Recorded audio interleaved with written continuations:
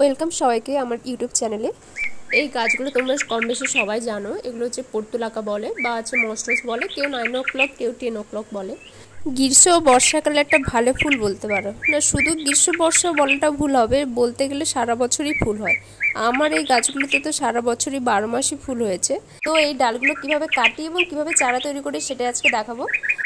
যখনই দেখবে ডালগুলো খুব বড় হয়ে গেছে, লম্বা লম্বা হয়ে গেছে, ঠিক সেই সময় হচ্ছে ট্রিম করে দিতে হবে। ট্রিম করে দিলে আবার নতুন শাখা বেরোবে, তো সেখান থেকে গাছটাও যেমন ঝোপালো হবে, সাথে প্রচুর ফুলও হবে।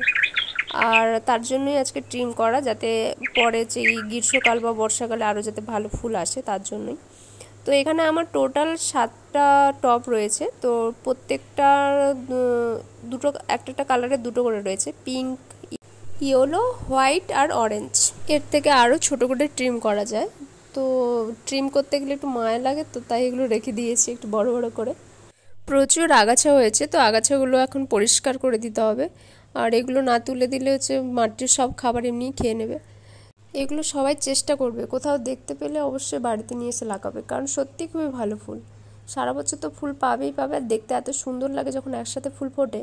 আমি পুকুরের চারিদিকে লাগিয়ে দিয়েছিলাম, তো খুব সুন্দর ফুল হয়েছিল। দেখো ভিডিওটা কত সুন্দর লাগছে। এর একটা সমস্যা হয়, গোড়াগুলো মাঝে মাঝে পচে যায় জলের এতে, বেশি জল হয়ে গেলে। তাই মাটি যখন তৈরি করবে অবশ্যই হচ্ছে একটু মানে জল যাতে কম ধরে রাখে সেরকম মাটি তৈরি করবে, আর হচ্ছে বালির ভাগটা একটু বেশি দেবে। আর হচ্ছে মাঝে মাঝে একটু খোল জল বা হচ্ছে সবজি পচা জল এগুলো দিলেই হবে, আর তেমন কিছু লাগে না। ডাল কেটে কেটে লাগানো যায়, আর একটা এর বীজ থেকেও হয়।